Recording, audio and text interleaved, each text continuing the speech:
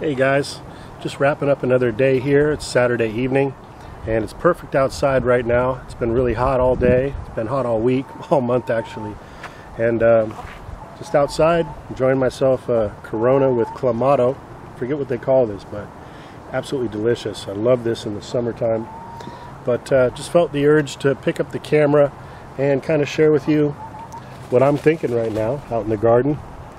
So nothing really planned for this video in particular. Just want to try to take this all in one shot, no editing.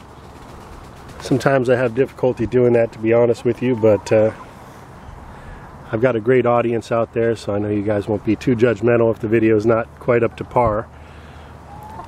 But as I sit here overlooking the garden this evening,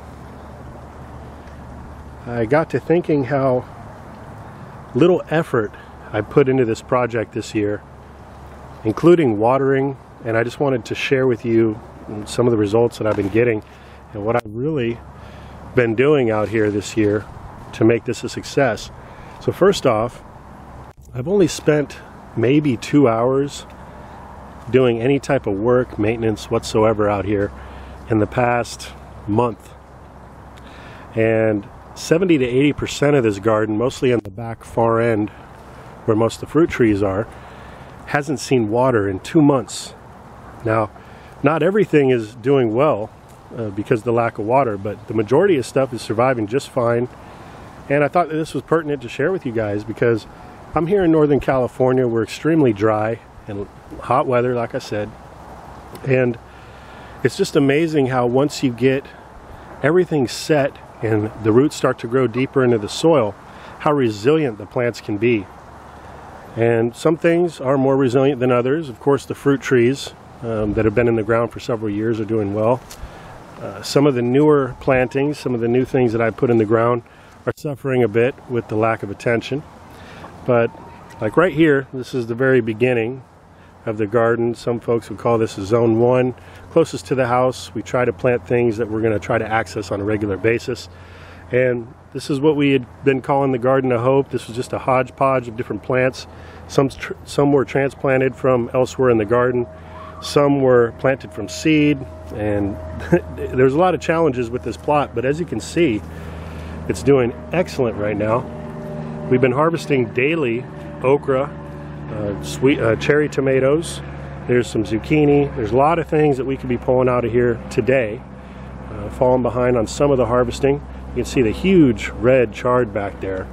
And there's sweet potato greens and kale. There's actually cabbage here in the middle of August that's doing very well. We got some nice big heads back over there. If you can see it, let me zoom in a little bit.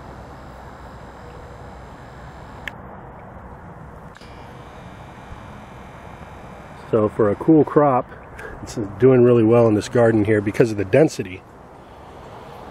And what I'm going to be doing tonight after I turn the camera off is harvesting more seeds. This is the time of year when I do a lot of harvesting of seeds every year. Actually, this has become the majority of the work that I'm up to these days. This plant here is the Tronchuda kale, Portuguese kale, and you can see there's a lot of dry seed pods on here. Some of them are still green, but I'll be harvesting a bunch of these seeds this evening.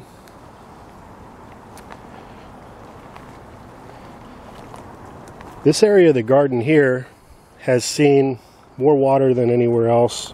I come out here every few days and give it some water. But we've got some tomatoes growing all back there, some Malabar spinach vinding up this cage. We got the calabash gourd. And check out this behemoth, this calabash right here. This thing is huge.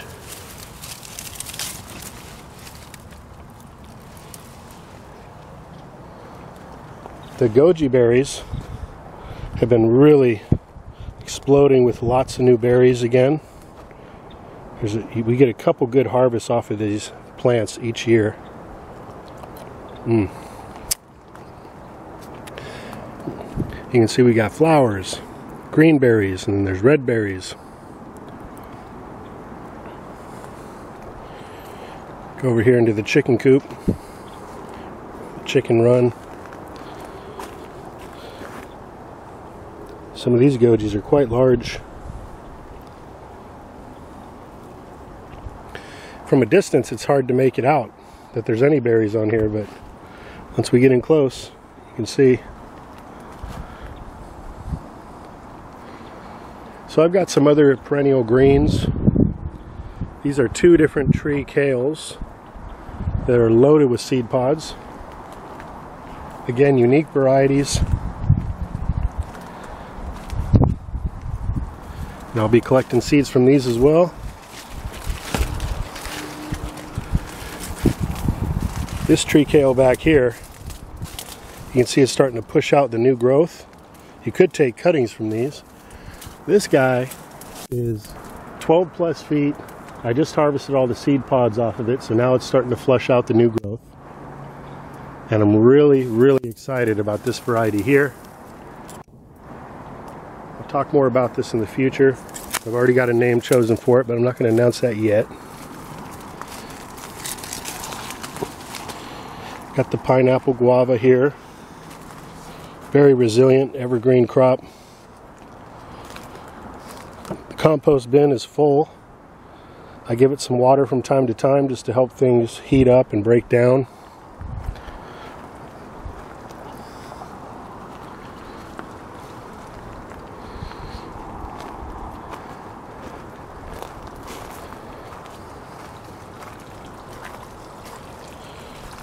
See over here we've got some squash.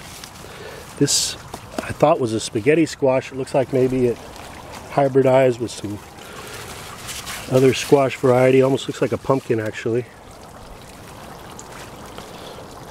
I know some of you guys are probably wondering, how did the fish turn out with that incident we had where the pond drained?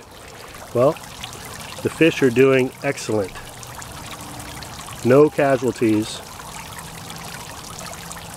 It's hard to see the darker colored fish, but they're swimming around right there with the colored fish.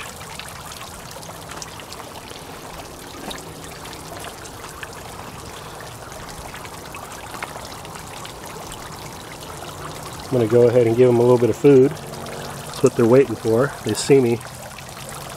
Yep. 1 second.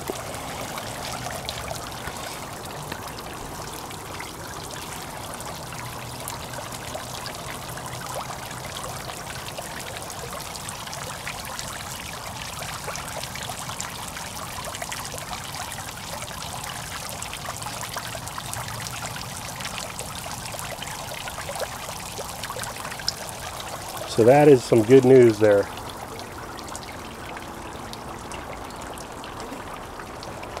Amaranth's getting a bit droopy, top heavy. Now this area of the garden back here is the area that hasn't seen water in about 2 months. And so I'll show you some of the casualties, like the dahlias here, which are actually still alive, but they're not very happy with that lack of water. Purple tree collards are doing just fine atop the hugelkultur there. This is a currant, and you can see some of the leaves are getting a bit crispy, but the plant's still very much alive.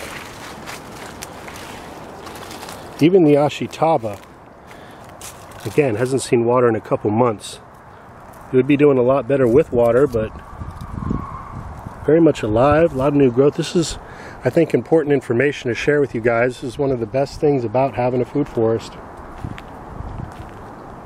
is that once you get it set, you really don't have to do all that much to maintain. Another telltale sign of the lack of water, you can see the comfrey plants, all of them are kind of, flopping over, a little dry. That's just fine. Still perfect for a chop and drop. These plants will come right back as soon as they get some water. And we got a bunch of apples on this young fruit tree here.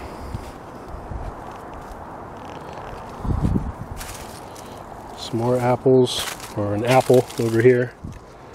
That's ready to be harvested.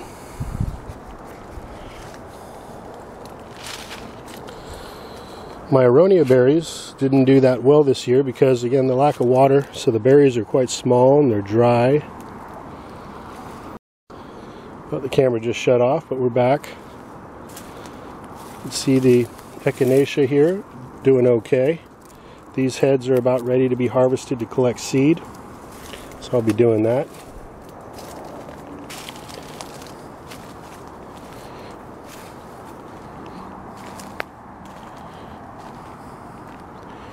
So there's still a lot growing and doing okay. Even this tomato plant. There's a ripe tomato. There's a couple green ones. But just a total struggle for this plant with the lack of water and everything, and it's still going.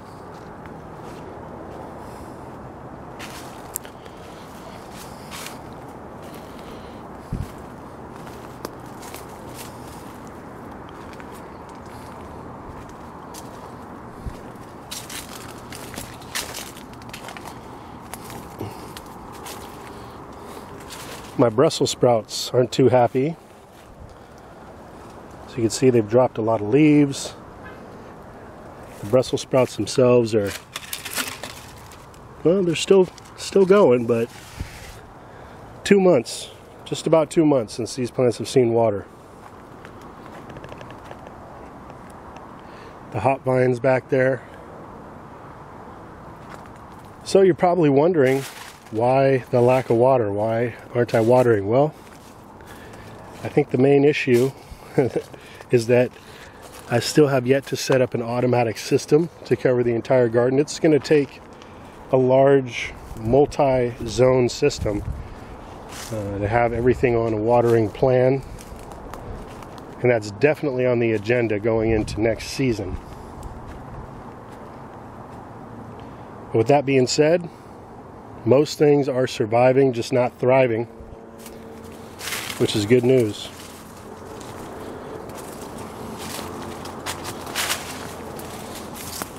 Here's the hibiscus, my red hibiscus, and again, it's surviving okay. It's, you know, a plant that loves water, and this area gets full sun too, so just keep that in mind.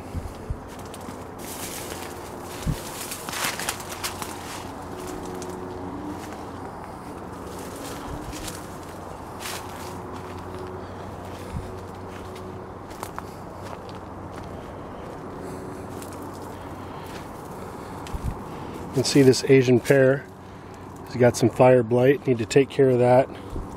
We still got a few healthy pears on the tree.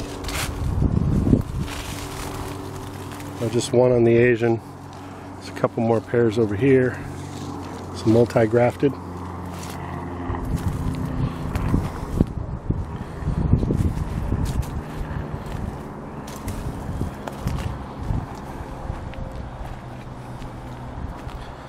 And the reason why I'm having success at all right now, check out these zucchinis, need to be harvested a week ago.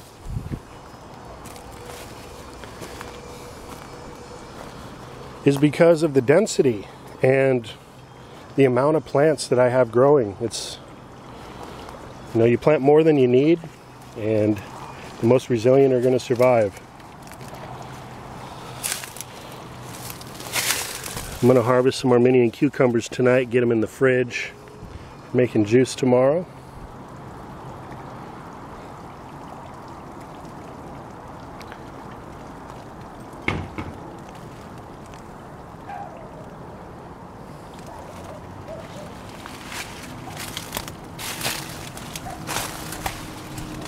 See this mugwort here growing off the hugelkultur is kind of toppled over into the pathway. So I've got a lot of chop and drop, or chop and gather, whichever I decide to do,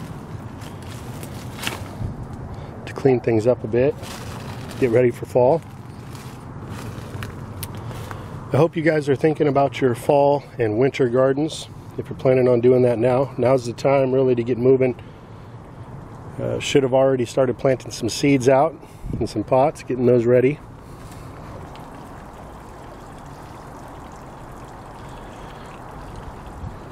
A lot to be thankful for out here.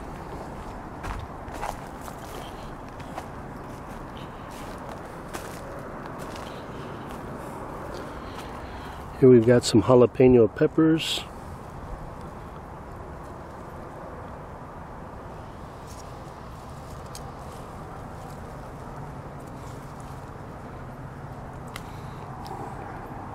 This will go good to munch on with my Corona. Hi there, beautiful.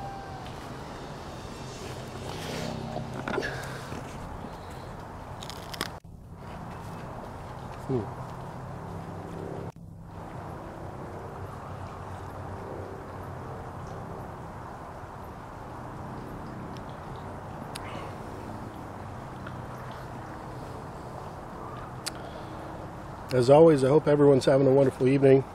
Until next time, this is Dan from plantabundance.com. Take care. I'll be talking to you again soon.